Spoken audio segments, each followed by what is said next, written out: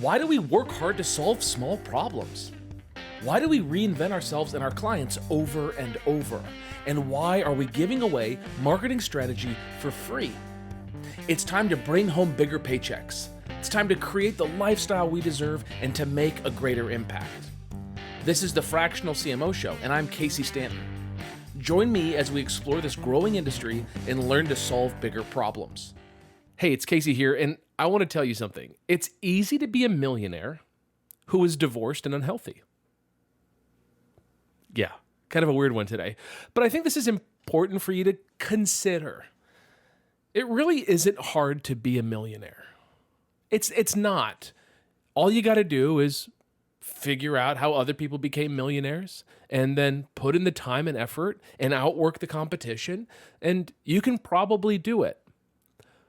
A lot of people who do that as a business owner, as an entrepreneur, give up a ton along the way. If they're married, they may give up their relationship with their partner and really be married to their work. Maybe they have kids. Maybe they're not available for their kids' special events, for birthdays, for holidays. Right? These entrepreneurs can build a lifestyle where all they're doing is in service of the money, but not in service of themselves or like kind of a higher living, of something bigger than just money. Because ultimately, when we die, if we die with money in our pockets, we can't use it, right? You can't spend it when you're gone. So what should you be doing? And here's just something I'm just offering for you to try on. The first thing that you should do, or that you should consider doing, is just create value. Create value is really important. How do you create value in the world? Personally, I really dislike day traders. I don't like the vibe of a day trader. What a day trader is trying to do is they're just trying to scalp the market. They're trying to grab a stock, buy it at one level, and then wait a little while and sell it at another level and arbitrage it, and take that hopeful profit. They're not creating any value. They're just kind of grabbing it out of the market. I don't know. It's not great. They're not there to like actually move things forward. Successful day traders, they're just not creating value in the world. Builders build, builders create value. Fractional CMOs leverage companies to create more value in the world. If you look at the global equation of, if I create a lot of value, can I take a little piece of that value and put it in my pocket? The answer is yes, right? Like that's what we can do as a fractional chief marketing officer. That's what you can also do as a business owner. Now, the business owner, I think, has a lot more risk than the fractional chief marketing officer, but that's a different story. The creation of value is really important. That's how you can kind of be on track to be a millionaire, if that's your goal. You then need to get paid for your value creation. How do you get paid for your value creation? Well, one way that you can do that is to get rid of any middlemen that are kind of in between you and the check, or in between you and the problem, you and the client. For example, if you're working in a marketing agency and you've got someone else in the agency, like the owner, who takes a percentage out of everything that you bring in, well, if you just remove that person from the equation, then you capture the whole value that you create, right? To get paid for your value creation, you got to get deep in a niche. I did another podcast episode about niches. You should listen to it. The riches are in the niches. It totally makes sense if you consider that your ability to create outsized benefits in a niche increases the longer you spend in that niche. What I mean by that is if you work for a company that's in a certain niche and you create a great solution for them, and then you go work with another company that's not competitive to them, but in the niche, right? They might be in a different geography or serve a different type of client, and you support that company, and then another one, you find that you get better and faster at producing results for the clients, which creates more value. And also it reduces all of that context switching that you're going to have in your mind, which can be kind of a time suck, right? Kind of a brain suck to go from like, oh, I'm going to help this client in health and fitness. Oh, I'm going to go help this client in SaaS. Oh, I'm going to go help this client in legal. Oh, I'm going to go help this client in direct-to-consumer high-volume e-commerce. Whatever it is, when you do that high context switching, I'm sure you can do it because you're a smart person, but it's a lot of unnecessary effort. Think again. Let's say you've got cancer who do you go to? A general doctor or to the best doctor for that type of cancer? Right? You want the specialist. So specializing as a fractional CMO into a niche, really helpful for increasing the value that you create. From that, you can build a name for yourself. You can build notoriety. You can become known. Again, this is a blue ocean. We're looking at a blue ocean for fractional CMOs. If you Google right now, fractional CMO for X niche, there's probably not many people listed there, if there are even any. So you can create value and you can build a name for yourself and you can create even more value by staying in a niche. That's exciting. So that's kind of how you're on track to be successful. You also got to take pride in your work. That's the third thing here. Taking pride in your work, I think, is important. Some people work and they're like, it's whatever. But I find the people that are the most successful are those that take pride in their work. They take pride in the effort they put into stuff. They really care. At the end of the day, that you are your word, right? You're only as good as your word. If you've been through a program like Landmark Forum, you know the importance of your word. If you say you're going to do something, you're going to do it. You become known as the person who actually does stuff, not just the person who says they're going to do stuff. What you do in anything, you do in everything. Remember when I first heard that, it really frustrated me. I thought it was just like kind of a dig at me, right? Like, Casey, you screwed this up. That means you're a total screw up. But it was interesting once I really took that to heart and started putting in systems in my life so that I could be excellent in my work as a fractional CMO. And then what I found was that I got better at my personal life. I got better at my relationship with my wife, right? All these things really work together. When you have systems and processes and you're not overloaded, you can be more predictable, drive more value, build a name for yourself, create more value, capture more value, become financially successful. I was listening to David Allen's Getting Things Done. It's been a couple years since I listened to it, and I thought it was time to check it out again. And he said something that I really liked in like the first chapter or two. He said, weeding my garden is work. Doing taxes is work. I don't differentiate between weeding my garden and taxes as far as work. You're going to do both of them to a level of, work product that they need to be. I just like that distinction. I think before, I have gotten caught up in like, well, there's the housework and then there's like the business work. But no, work's work. And you have to use energy to do that work. It's not like you can put in half the energy because it still takes time. Another way to be successful here is to create boundaries to win. So what are some boundaries? You got some boundaries with your clients, like when can they communicate with you? How do they communicate with you? Meaning, can they call you and text you at all hours? Are you only available during set times? How do you stay healthy? What's your boundary around that? What's your boundary around family time? When I see someone who is kind of at an early stage of being a fractional CMO, and they've got a client or two, oftentimes they're unboundaried and they're willing to do whatever the client asks at whatever time because, oh my God, if I lose the client, I'm screwed. Now I get it. Like, we got to do some crazy stuff in life when money's super tight. Yeah, sure. I've been there. Maybe you've been there too. Totally empathize with that position, but you can't stay there forever. And really staying in that position for any length of time kind of perpetuates it. It's almost a self-fulfilling prophecy because the kind of clients that you attract are those that want someone with complete coverage all the time who is willing to do whatever it takes, even on, New Year's Eve, even on Christmas Day, even on Passover, like whatever it is, they expect you to be there because you're the kind of person that does that. Personally, I need to have some boundaries. Not just to be with my family. I mean, that's a big part of it. But also, like, I would just need boundaries in my life so that I'm just, like, not always working. I am not a conduit for work, right? Like, I'm a human that has facets. I have hobbies. I have interests. I also have a desire to sometimes just do nothing and not feel any pressure from work. I'm sure you're like that too, right? As a fractional CMO, you have this opportunity to create boundaries that allow you to be successful. You can go unearth those passion projects that you have, your hobbies. You can get back to the stuff that you really love and also take pride in your work and create value and capture that value as a fractional CMO and like have this really great life. I also think it's helpful if you get energy from your work. You got to figure out what in your work as a fractional CMO gives you energy, and then commit yourself for the rest of your life to be in that place as much as possible. This is a life hack.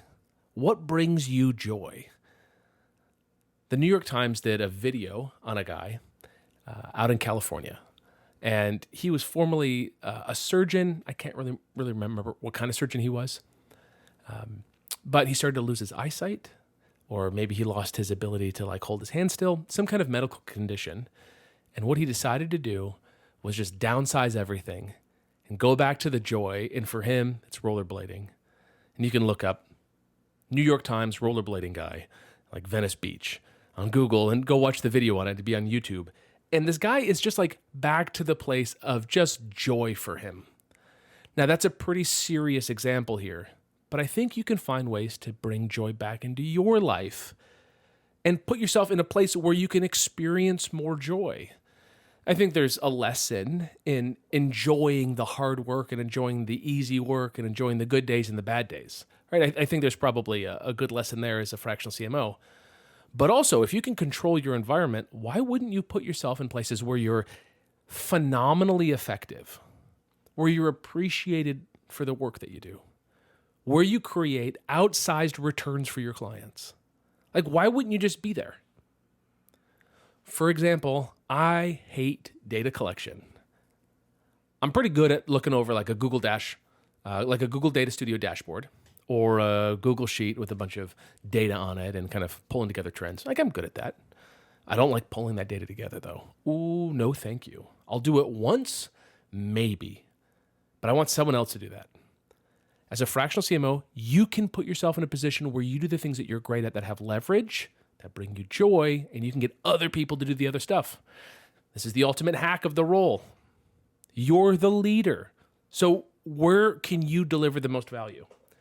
I love helping others. Just a personal thing, right? Just feels good to me. Just one of the things I like doing. So I want to be in a position where I'm helping others, and also, I kind of want to hear that I'm helping others too.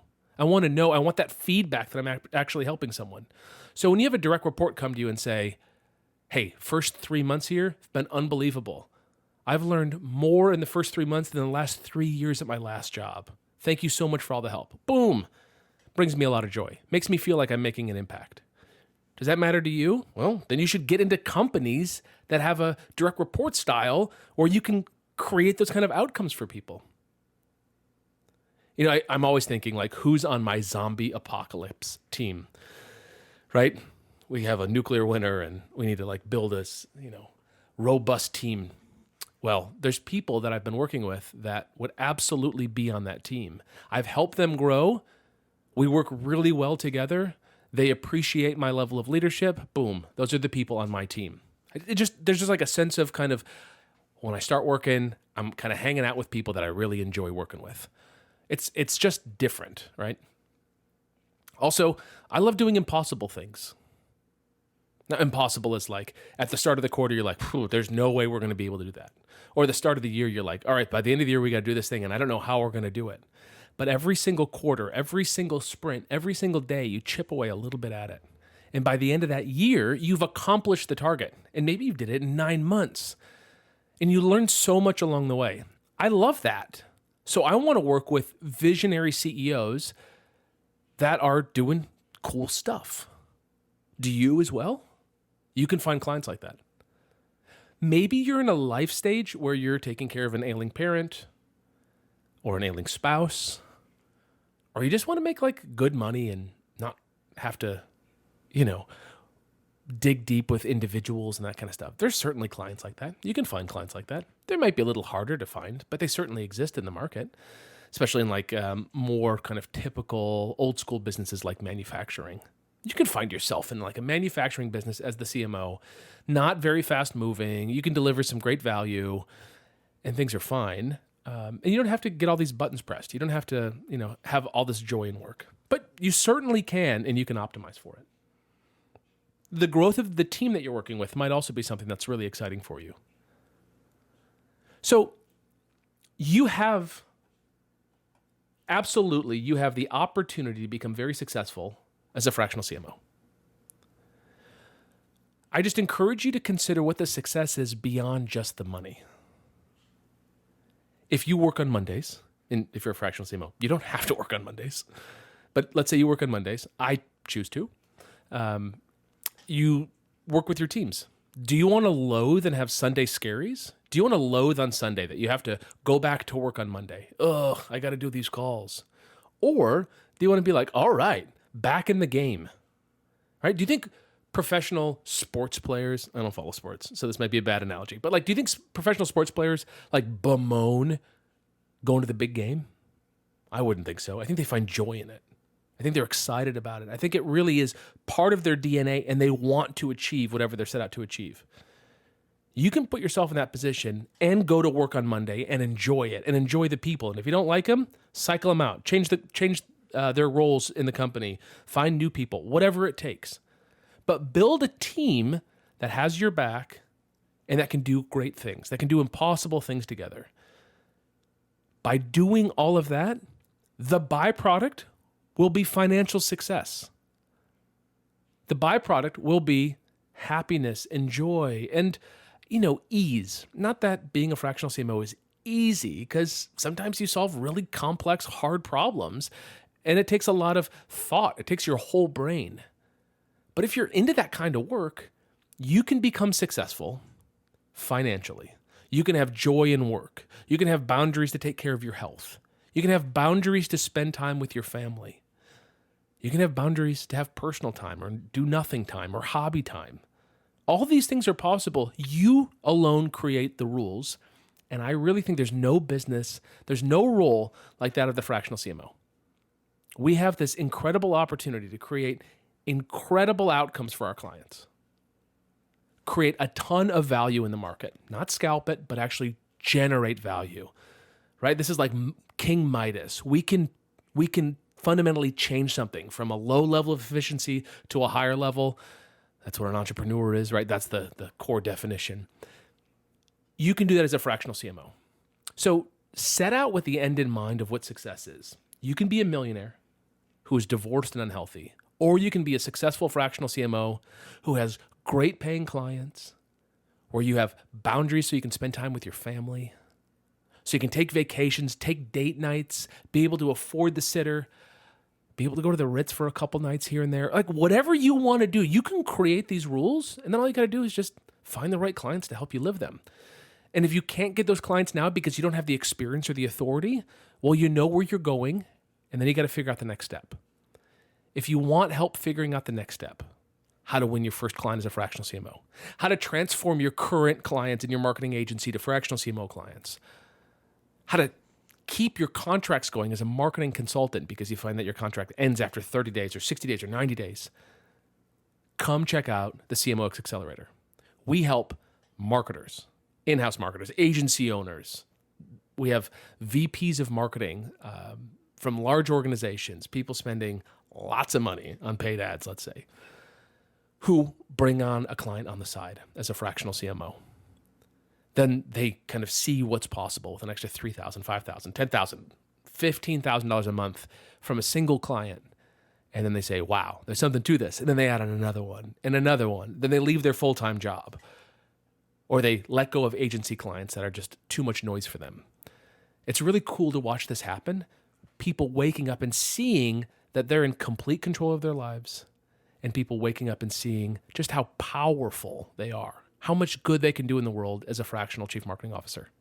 If that's interesting, just book in a call with our team. Go to cmox.co/call, cmox.co/call, book a short call with our team. They'll ask you a couple questions, see if it makes sense to talk further. If it does, we'll schedule a second call. Then you can ask any questions you want about what we're up to. Happy to kind of share kind of inside what we got going on and see if we can help you. We've helped a lot of marketers become in-demand fractional CMOs.